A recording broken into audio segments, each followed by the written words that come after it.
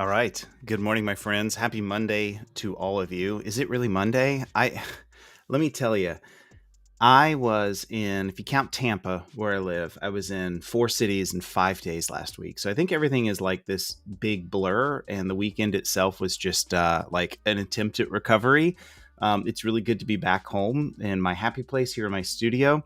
But man, it was really good to meet a bunch of new people. And I think even broader than that, opportunity to go see so many good friends and speak at some events and really just diving deep into cybersecurity insurance, which has become one of the hottest topics in the market today, right? So, really good. If I saw you this past week, shout out and chat and let me know. It was great to be on the road, but I got to admit, I am glad to be back home. I've got spring break coming up, and looking forward to doing some great things with the family. So, on a Monday, what better news than covering some incredible stuff that's happening? And I don't mean incredible in like the great way. Honestly, I mean incredible in some things I don't think we thought would see.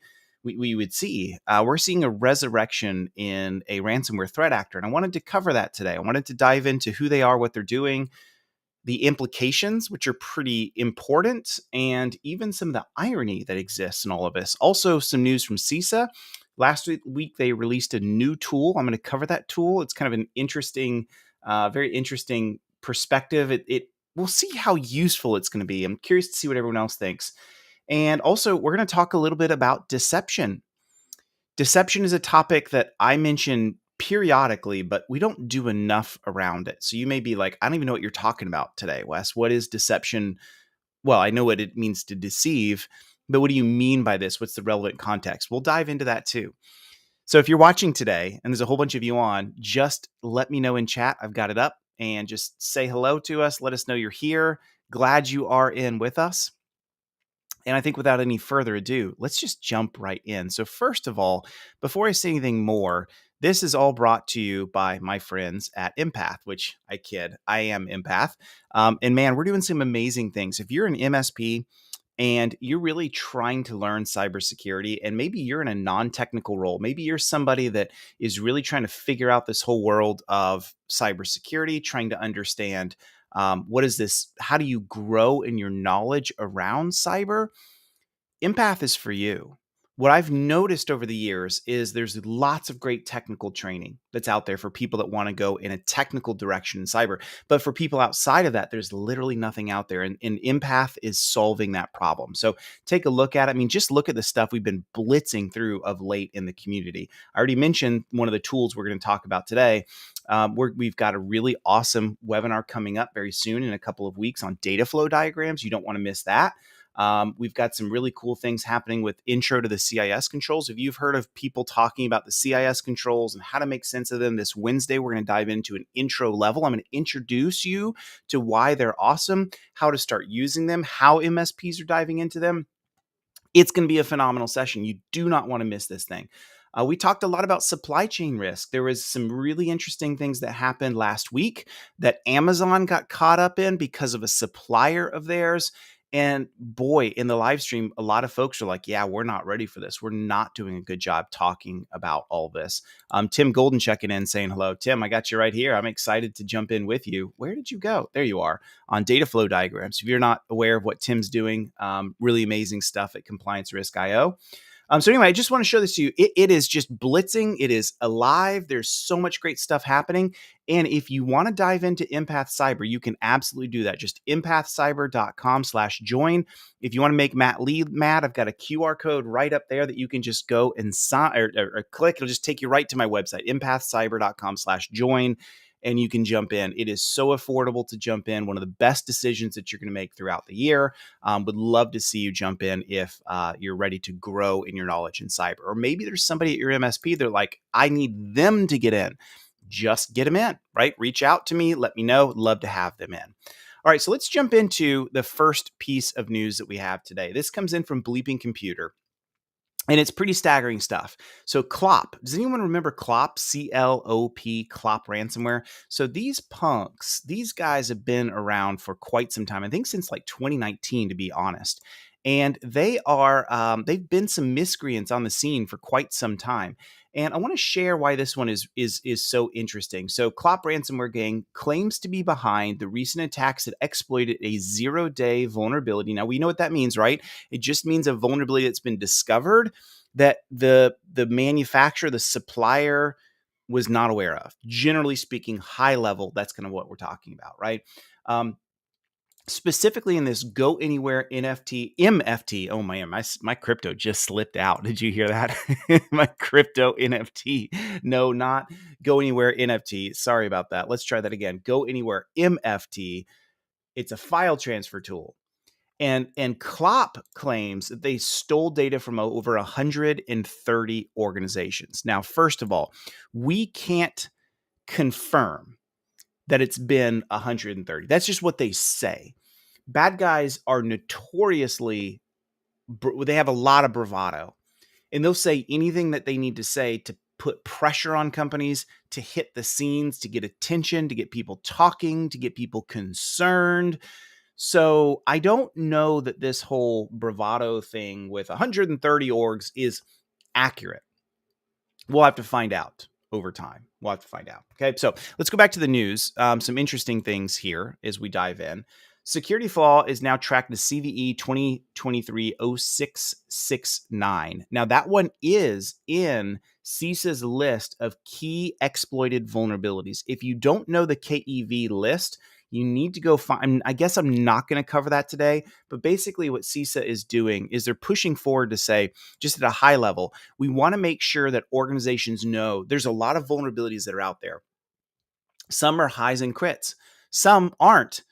But what I really want to know is, are there things that are being exploited in the wild? And if there are, and I'm using those things, I should drop everything I'm doing and go tackle that issue, taking that platform offline. If there's a patch, deploying the patch, understanding the mitigation. So the KEV from CISA is really important. And believe it or not, this vulnerability in this tool, this Go Anywhere MFT, got it right that time, tool, hit the KEV. So that's why it's really important. Okay. So Klopp reached out to Bleeping Computer. And so look at this. In this case, the ransomware actor themselves are leveraging news media. I'm a huge fan of Bleeping Computer and Lawrence Abrams. Like, they do amazing stuff as a company, but just be aware that the bad guys, like, they read the sources we read. They actually reached out. Isn't this incredible? To Bleeping Computer and said that they've already stolen data. So like, they're like, hey, Bleeping Computer, look what we did. We stole data. You should be aware of this. Because what are they trying to do? They're trying to amplify the pressure on these organizations. They're basically taking it, like when you've got a forge and you're like you get the billows and you're blowing oxygen in to like heat things up. That's exactly what these bad guys are doing. Exactly what they're doing. Matt Lee checking in. Matt, what's going on, my friend? It was so good to see you last week. Matt invited us to his swanky hangout with JP and had a great time going to see my friend Matt Lee. It's good to see you on, brother. Okay, so let's move on a little bit more. So at this point, they say we've hit 130 orgs. We don't know if that's true or not. We know that it has something to do with this new vulnerability, this 0-day that's scaling up. And by the way, we're not out of this yet. This is still a big deal. If you're using Go Anywhere, you need to go drop this live stream and go take care of that, right? I'll show you why when we get to this in a minute. So it hit the KEV list. I mean, it really started to blow up. Now, Clop claims that they can move laterally, deploy ransomware, because the vulnerability allows them to deploy code and do whatever they want to do inside of it, according to them, right? Bleeping Computer, we couldn't independently confirm all of their claims, right? So we don't know about that. But then look, Huntress checking in. Let me just say a little PSA here. And by the way, I just realized the irony. I'm wearing a Huntress shirt, which is super cool. Huntress is, I just love the fact that they're always on the scene. We're in an age now where Huntress, who's traditionally been a channel tool, that's been an amazing company doing awesome stuff for MSPs, is now, just think about this, is now, and this is not the first time, they get quoted all the time, but I feel like they've grown up in the sense of like, I'd love seeing that they are quoted inside of Bleeping Computer, inside of threat intelligence, that they're cited from CISA. They're just mentioned. They've been mentioned in headline, like, Wall Street Journal and places like this. I just think it's awesome. It's good for this. It's good for us as MSPs for credibility to say, we have one from among us, a vendor that's an amazing company doing amazing things, and they're being quoted in headline news. Like, that's huge. So not just, I mean, huge kudos and thank you to Huntress for sure. I want to say that, but I also want to say we also all reap a little of those benefits. Just to say, like, this is a tool that so many MSPs use. It shows that MSPs are growing up, and companies like Huntress have helped us in that growth journey. So just wanted to throw that out there. Just say thank you. No, Huntress is not sponsoring this. They paid me $0, not for the shirt, not for the live stream. I just saw it show up. I didn't know it. I'm like, awesome. There's Huntress quoted. Yes, it could have easily have been like CrowdStrike. I just think that's awesome. Awesome, awesome, awesome. Okay, so Huntress threat intel manager Joe Slowick quoted this, and they're tracking it back to TA 505. Don't worry about that. That's just a threat actor. That's just like saying this is who we are attributing. This is the bad guy we think is doing this, that's running this. So it's pretty interesting. It is being actively exploited. If you scroll down here, look at this. This is a showdown. This is basically showing where this tool is showing up. There's about 140 or so of these instances where the actual web admin platform is exposed to the internet. And this is where, from what we're seeing, the 0 day is occurring. It's a 0 day against the admin platform. When the admin platform is exposed to the internet, boom, nasty things happen, right? Okay, so I want to kind of like, there's more to this in the article. You can go check this one out from Bleeping Computer. But what I want to do is cover a couple other things. So this came in a month before, February 6th, exploit released for actively exploited Go Anywhere MFT 0 day. So like, here's what's interesting. This thing is coming up, and I realize this is all from February. I'm covering a month old news, but it's going to come up in I'm going to show you why I'm jumping into this. Okay. So also a few days before that, the exploit code was released, which is pretty interesting. So you could go and see the exploit code. You could see how it works. It's not like at some point we went from 0 day to like, we all know about this and bad guys released this. But here's what's kind of interesting to me. Look at this. Here's the irony in all of this. And maybe I'm just I'm gonna give you a hot take here in a minute. And maybe I'm like way off my wheel, I'm way over my skis, off my rocker. You guys tell me what you think what I'm about to say. Okay. Maybe I'm just way off here. Okay. But there's irony. Look at this irony. Go Anywhere MFT. Man, I just want to say NFT every time. Go Anywhere MFT is a web-based and managed file transfer tool to help orgs transfer files to partners, keep audit logs. Look at this. Paying attention? Its developer is Fortra. Oh, okay, Fortra. I think I've heard of them. What's Fortra? Oh, I don't know. Formerly known as Help Systems. Look at this. The outfit behind the widely abused Cobalt Strike threat emulation tool. Are you kidding me? Are you kidding me? So this tool that Klopp is used to allegedly go after 130 organizations is the same tool. Let's go see if that's true. Let's just see. Here's Fortra right here. We go take a look at their products. Here's a whole bunch of stuff. Yep, there's Cobalt Strike. Bam, there it is. Huh, interesting. And as we go down a little bit further, we will see Go Anywhere. There it is, right here. Go Anywhere MFT. So look, all I'm saying is this. I'm not throwing shade. I'm not saying that Fortra doesn't care about security, because clearly they do. They got a lot of security tools. But I am saying, isn't there irony in the sense that, like, we've seen Cobalt Strike being used for years by bad guys, which is a legitimate tool. In fact, it's used so often that people that like are not like heavily into the security, like pen testing and like that type of scene, the red team scene, would probably tell you if you interviewed them on the street, Cobalt Strike, what is it? Like, oh yeah, that's a bad guy tool. that's how much it's been abused. Legit. So what am I trying to say here? Isn't it interesting that a tool that's been so widely abused by bad guys, now we see another tool from the same company that's being abused with the 0 day that's caused a whole bunch of damages? I'm just saying there's something there. And what I would want to know from you is, am I off my rocker here to say, like, does this all go back to CISA's comments in the national cybersecurity strategies, comments around holding manufacturers liable? I don't know. maybe the coin hitting heads twice doesn't mean that it's always going to hit heads twice, right? Maybe commonality and causality and all this kind of stuff.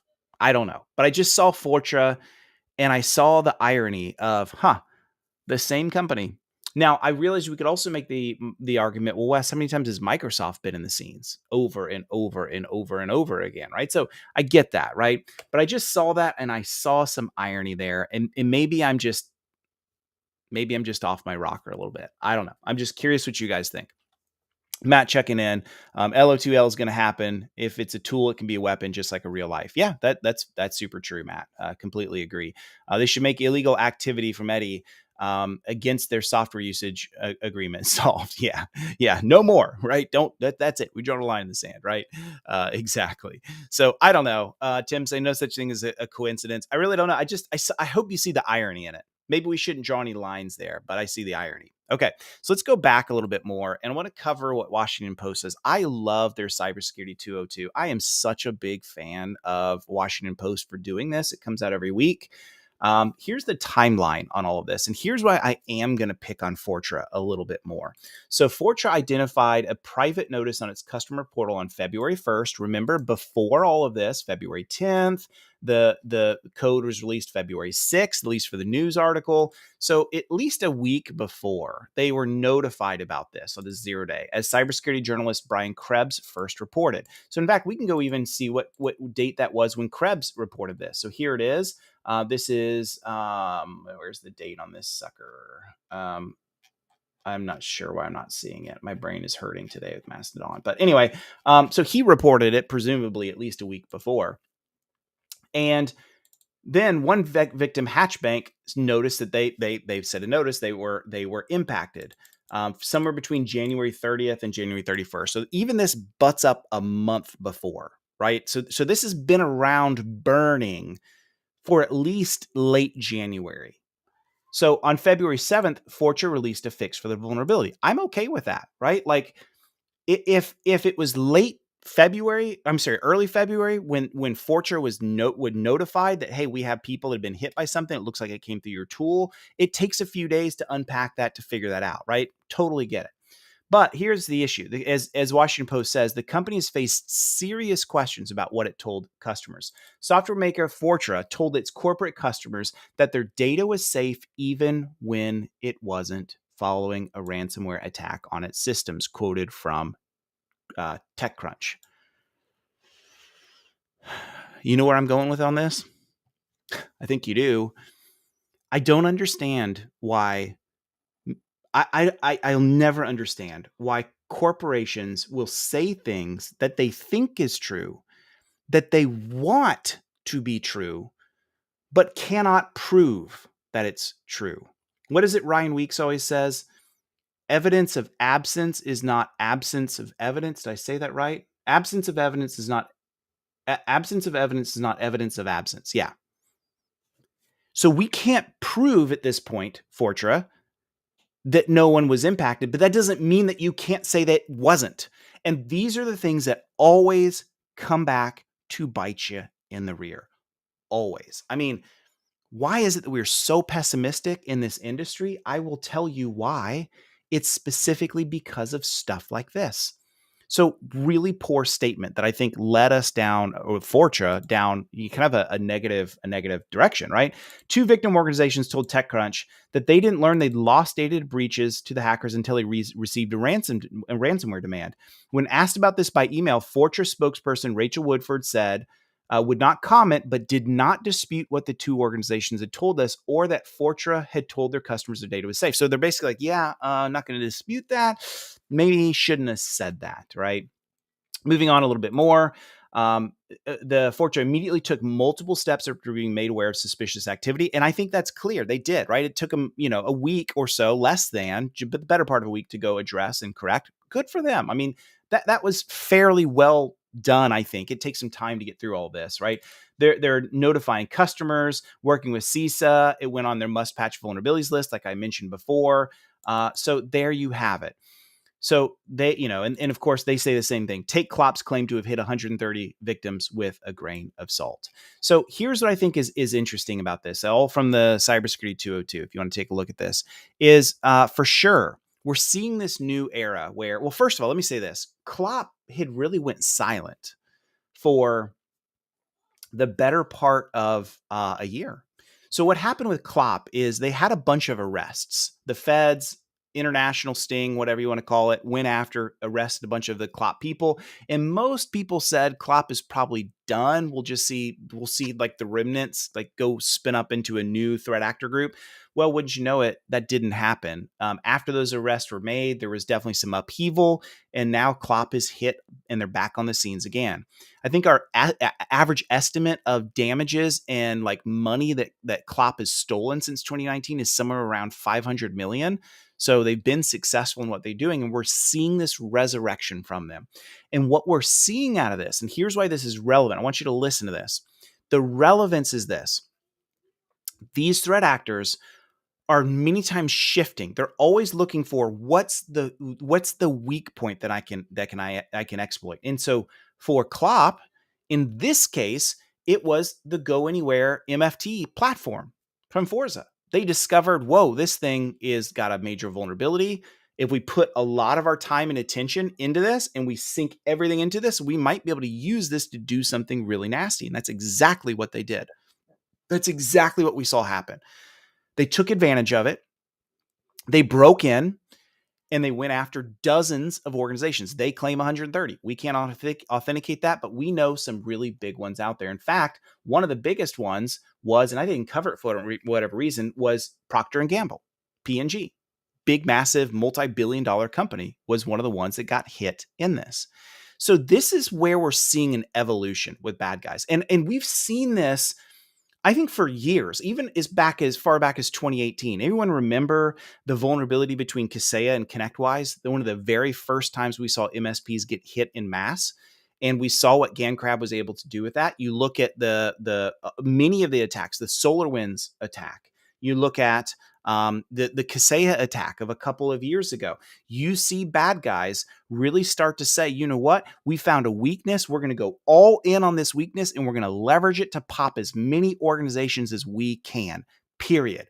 Bam. And that is where the damage occurs. That is where the risk is. And we've got to be ready for that. Because here's the thing. You're just operating, you're doing your normal thing as a business, and then some tool that you use somewhere down the line has some big issue and you are exposed to it and really bad things happen. So this is what we're going to continue to see over the years, is maybe a threat actor group goes silent for a little while. We don't hear from them. And then they find something and they go all in on this for weeks to see what can we do with this? What kind of damages can we do? How many orgs can we hit? And then bam, they release it and really bad things happen to a whole bunch of organizations. This is how they operate. This is the new era, and we've got to be ready for it. So in this case, it was Klopp. The victims were tons of organizations, and the entry point was specifically through that Go Anywhere MFT. So I guess this all comes back to a bunch of things. You've got to pay attention to CISA's KEV list.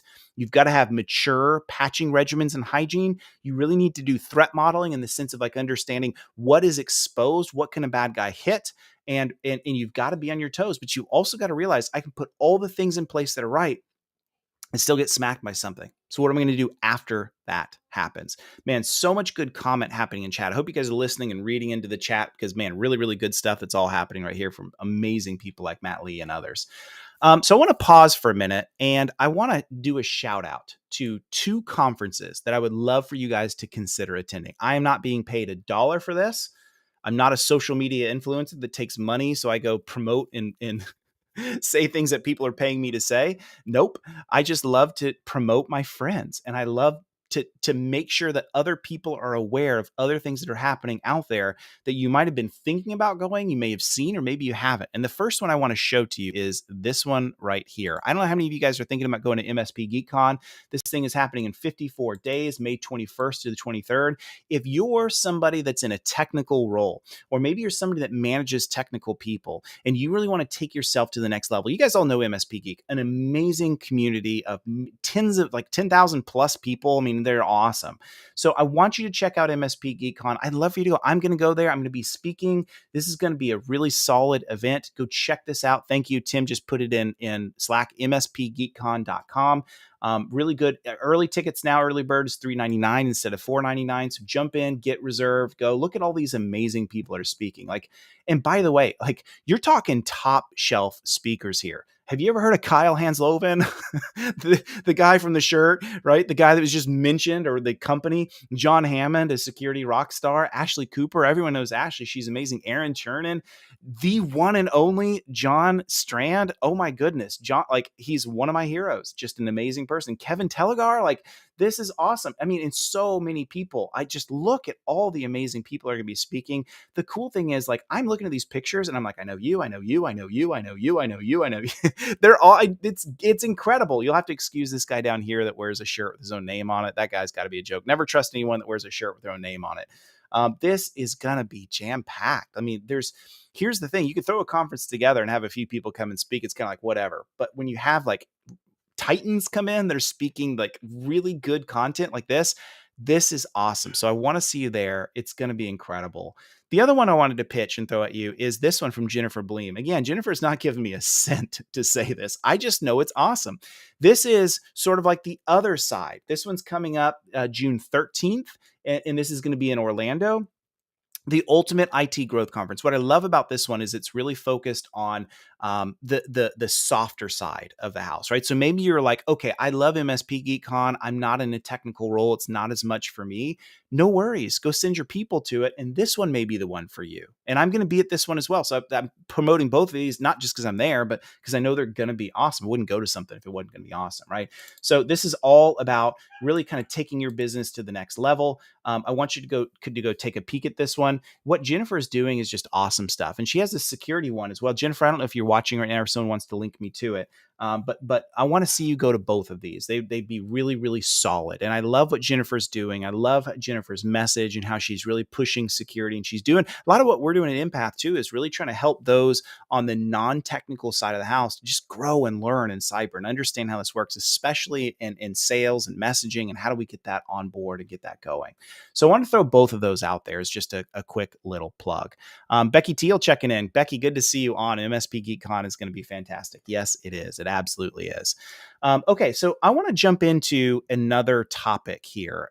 One that I think is an interesting one. It's one that I haven't talked to like a whole lot about often, but I do want to talk about it a little bit more today. So, it's this topic of deception. So let me throw this out to the live stream to all you awesome folks that are watching. What does deception mean to you? What does it mean to say cyber deception? What's your definition of it? How do you think through what deception is, and what does it mean for maybe your organization? I'm curious to see what you think. So, and the reason I say that is because I'm going to show you this, and I think it's interesting. Before I show it, I don't know. Let me caveat before I show this to you. I'm not saying this is a game changer, because it's not. I don't want to use heavy language. But I do think that it's an interesting take. Okay. So let me just say it this way, and I'll see what your take is. So this comes in over from the Hacker News. And this is from our friends on the other side of the pond. So UK National Crime Agency sets up fake DDoS for hire sites to catch cyber criminals. Okay. Interesting. So like a sting? Is that what we're saying? Like, how we drug dealers, sometimes you'll see cops, we all watch the TV shows, and, you have like undercover cops. So we have like undercover, like hacker stuff going on too. Is that what we're saying? That seems to be exactly what we're saying. So deception is interesting because deception leverages a strength that we have on the defender side that I don't think that we tackle enough. I'm going to get back to the article in a minute. Deception is all about, okay, we have to work as bad guys. We have to work with anonymity. While we might have networks set up and forums we communicate with, none of us can go share our actual identity, because if we do, bad guys or the good guys are in the same forums. They're just going to go see it and they're going to go hit us. They're going to use that to come after us. So we all have to stay hidden. We have to have our Guy Fawkes mask on. We have to operate in the shadows. That gives us the opportunity as defenders to operate in those same shadows. And we can leverage the same strength that they use to their advantage to stay undercover against them. We can use the same capabilities of your need for anonymity. I can jump into that thread and say, I also can use anonymity, and I can use that to potentially uncover some things. Let me give you an example. I've given this before, like on Cybercall and other places. I know a bank, I won't say which one, that intentionally releases fake credentials onto dump sites, like names of customers that do not exist. Why? The reason they do that is because they know that they're fake credentials, and only the bank knows it. And then they have their SIM set up to alert. It's almost like canaries. So they ever see a single hit, a single login, a single anything to one of those user accounts, emails, bank account numbers, whatever, that they know are fake, they automatically know this is malicious use. And then they can use, even though the bad guy can't do anything with fake credentials, they can then use that to go correlate, almost reverse the maze, so to speak, and say, what else do we know about what that attacker has hit? Maybe they've also hit this account, and this account. Oh, well, we know those are real. So that's probably compromised accounts. That's the idea of deception, of using what we know and you don't against you. Another example, is Tim says here in chat, is canaries. Canaries are a great example of that. We deploy canaries around and we're looking for something to hit it. We know nothing should ever hit it because it's not real, and I can use that to do something about it. Okay. So deception is not going to solve security for us, but deception can give us an early warning system. Deception can leverage some of the same tools that the bad guys use against them. And it's something that I just don't think that as defenders we do enough with. And I also think the government is better positioned to do deception much greater than we are as a whole. And so that's where, when this article came back, and I'm going to dive back into it, that's why I was interested in it. So let's go back to the article. Okay. Yeah, and like Eric says, it's kind of how they do marked bills in today's digital landscape. Yeah, exactly right. Matt says a good example could be checking to see if your employees are susceptible to being recruited by an insider threat. Yeah, right. That's an interesting one, right? Okay, so in what's a case of setting a thief to catch a thief, the UK NCA revealed that it's created a network of fake DDoS for hire websites to infiltrate the online criminal underground. So if you don't know what DDoS is, it's basically these tools that have existed for a long time that just smash a website or a domain or an IP address with so much traffic it shuts down. This was like the cool thing way before ransomware was like the big deal that it was. And you even had certain threat actors that would do DDoS for service, and they'd say, hey, we hit you with 10 minutes of outage. Did you notice that? If you don't pay us a Bitcoin, we're going to hit you for days or weeks. We've come after you, so you better pay up. It's literally like the old school, protection rackets from mafia, right? All of the NCA run sites, which have so far been accessed by several thousand people, have been created to look like they offer the tools and services that cyber criminals use or whatever to execute those attacks, right? So they spun them up. They're just like all the others. I remember seeing these from like the days of Lulzsec and all the rest. You basically log in, you give them some amount of like Bitcoin or crypto, then you get access to their network, and however much you pay is how much access time you get to these services, right? However, after users register, rather than being given access to cybercrime tools, their data is collected by investigators. So that's the purpose here, is they don't do it. These tools spun up by the government, they're not really doing anything. They're just getting you to go to them to try to sign up. And then they use that for intelligence to say, what else can we gather? Because we know it's probably either bad guys or researchers. That's going to be who's going to be using this stuff, right? Effort is part of an ongoing international joint effort called Operation Power Off, in collaboration with authorities from the US, Netherlands, Germany, Poland, and Europol, aimed at dismantling DDoS for hire infrastructures worldwide. So a question would be, do you think that's actually going to do anything? Like, are we going to see any good out of this? Is it going to fix anything? I'm curious what you think about this. My view is this. I think it helps, but it's not going to solve the problem, right? I think that from my perspective, those kind of things are an interesting take. if it helps government to say we spun some of this up, it was low effort, and it gave us some intelligence that we can use with other campaigns, other threat actor tracking, other intelligence that points us in another direction, I don't see how this is bad. I don't see any negative in this. I wouldn't go so far as to say this is like the most brilliant thing ever that's going to solve security, but I also don't think it hurts. I don't think it causes us any challenges or any like, oof, yeah, but man, you're going to really like that's going to have a really negative downside over here. Like I don't see any of that. So I think it's interesting, right? I just wanted to share this and say I would love to see the federal government continue to do more around deception. I happen to know there are some groups inside the government that actually do more than this. One of the things that you'll see some do, and I guess I don't have articles and links I can show you on this, but it's true because I've talked to the people that do this and I know it's true.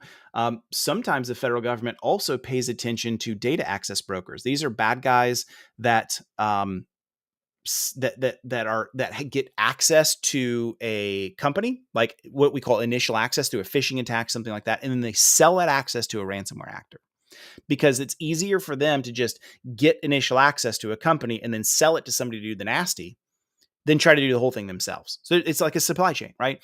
And I do know federal government actually watches some of those groups and they actually purchase access from those access brokers. And then they use that to go to the company and say, hey, you've been popped. Here's what we know about it. Do something about it. I actually think that's awesome. That's another form of deception. Bad guys like looking and lurking in the same places that good guys are watching over. So I don't know. I think deception is something that we just, I'll close with this. And I got one last thing to talk to you today on. I'll just close with this. I think deception is, look, Sue, we got a guest coming in here. Let's see if we can bring this gentleman on. Let's see here. Matt Lee, what's going on, brother? It's good to see you on. Gentleman might be a loosely defined term, I suppose, by that. But that's fair. Exactly. And it's great. So deception, Matt, talk to me about your thoughts on this. Why do we not talk enough about deception? Is it just too impossible? Is it just a rabbit trail that we just can chase forever? I think the first part of it is that we don't talk about deception because that's the first rule in deception. No, I tease. But, I think it came up recently for me, right? There was an MSP that you and I both know that's pretty mature. And they had a threat actor try to offer $1 million for someone to come in on a Saturday and give access to the RMM. And you can imagine what that would be for, right? And so it made me think, how do you solve that? Well, you do the basic things like principles of least privilege, limit what they can access to the best of your ability, increase detection. But at what point do you start using deception and counterintelligence methodologies for your own benefit? Right. And I gave an example and I was being a bit hyperbolous, but also not. Right. And here's where it comes into a third plane of thought. What if I was to tell my employees I am going to check to see if you can be recruited by a threat actor as part of my own counterintelligence? Well, if you tell them that, now every time they get that request, they're going to wonder.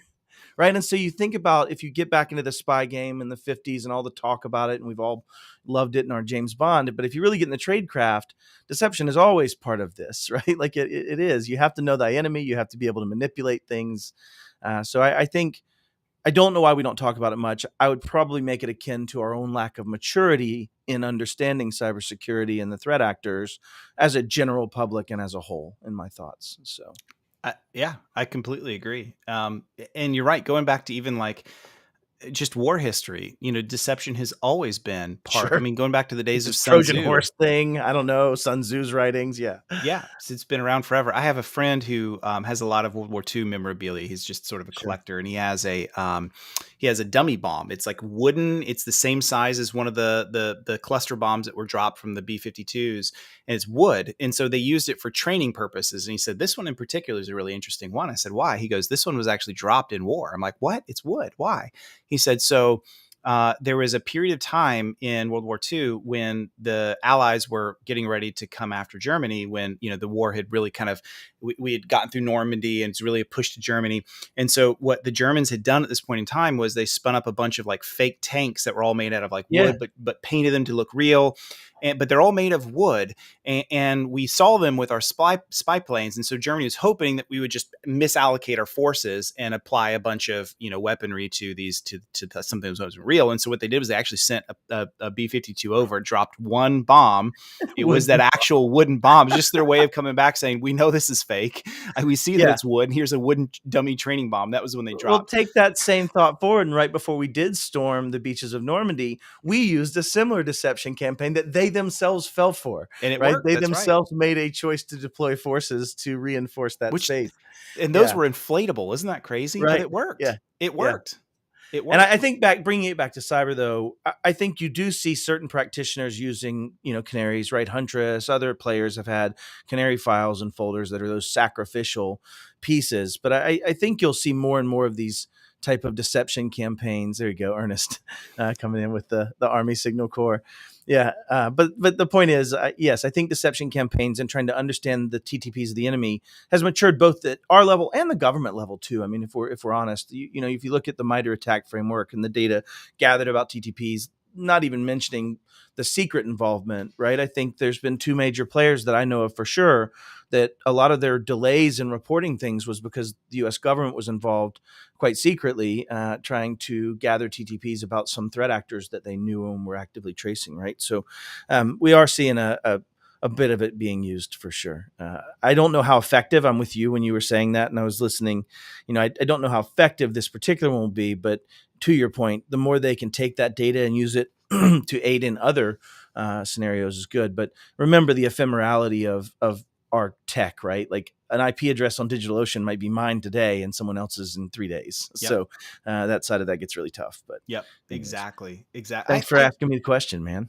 I think it would be what would be fun at some point is to have a bunch of smart people get together and say, especially in the channel, and say, let's create we don't have any answers here, but we want to just do a think tank, kind of like a 2-day deep Yeah. dive with a bunch of folks and say, can we get together and talk about deception? What ideas can we throw out? What opportunities could exist? I mean, imagine a whole bunch of smart folks all coming together, tackling that and coming out with maybe 2 or 3 maybe projects that a bunch of vendors and MSPs could work on together, and some things we could do. I don't think we've I'm all expanded about on it enough. collaboration. Yeah. The other thing I want to toss out that's been on my mind recently is we've all talked about shared responsibility matrices, but I'd love to see a shared responsibility matrix done through a RACI methodology, right? Instead of a just yours or mine, it's who's responsible, who's accountable, who's consulted and who's informed. But that'd be one for the think tank post-it board, I suppose, for us to talk. It'd be fun. We should get one of those going one of these days. It'd be a lot of fun. All right, Matt, the last one I had that I wanted to share about today. You don't have to leave yet if you can still stay on. I got 5 more minutes, 10 more minutes. I'm good. Perfect. That's about what I've got. So last week, CISA had shipped out the I keep wanting to call it Untitled Goose Game. I don't know if anyone played that on the Switch and all those other games. It's like a goose simulator, like stealing keys from the farmer. I suppose that's where this joke comes from. So they have the Untitled Goose tool. And so first of all, I love that CISA has some humor in them from the whole thing. But this article is talking about it. What I'm going to do is I'm just going to jump over to their fact sheet. And I think this is an interesting tool. I don't know how many MSPs will be able to actually leverage this in day-to-day use. And it really does seem to be an incident response tool. But I thought it's pretty interesting, right? So what it does is it gathers some data, especially in an instance where a SIM may not exist. So you don't have all the logs. And so I can't tell you how often IR comes into a situation and there's never been a SIM in place. And so they're just missing a lot of data that doesn't happen to exist. And so where do I get some of it, from, what's the ground source to get some of this? And so that's what this tool is doing to gather some of this data. So you can see here, sign in and audit logs, the UAL, Azure activity logs, Windows Defender for IoT, blah, blah, blah. So you can see all the stuff that it provides. Even I love like their tools here, the Goosey Grays and Goosey Honk. Yeah. Awesome. But I thought this is pretty cool. Matt, what are your thoughts on this? Do you think you'll see MSPs using this? What are your views? I do. And here's why. I can't remember the name of the tool that Matt Topper and our team used for gathering this data. But every time we'd have a BEC, whether it resulted in a loss or whether it resulted in something, but every time someone had a compromised credential or believed they had some threat actor in, we didn't know necessarily if there was a loss. There wasn't necessarily. So we'd start an incident response, but do you call your insurance if there isn't a loss? Do you file as an incident and do containment and do checking to make sure you've eradicated the threat actor? Do you hire an incident response team for this at every time? Do you spend the 15,000 with no known loss, especially as you're talking to that client about whether they do that on their own, based on their own choices, right? And so the challenge for me was we needed something to gather and store that data somewhere. So my answer might be that these type of tools that are going to gather some of that telemetry and information, I haven't dug deeply into what all this grabs, are still requisite and usable in my opinion. I think if you don't have other tools to your point of a SIEM or something that's redirecting those logs in some form or fashion, and if you're using a tool that's made by CISA, I think it would build a lot of defensibility in the gathering that was done around that tool, especially the more and more automated and hopefully the more and more broad and deep it becomes. But I do genuinely think in those non-loss incidents where you need to document, you need to preserve evidence, you need to prove that you did the containment options and things that you knew, those should be pretty scalable on cloud infrastructure like this, especially AD, right? Identity centrism aspect of it. So yes, that's my short answer. I do Yeah. think we'll start seeing these tools that use for mainly that purpose. I could be wrong. Somebody in the chat tell me I'm crazy, but that's where I would see us having used it at Iconic in the past. Yeah, I think that makes a lot of sense, Matt.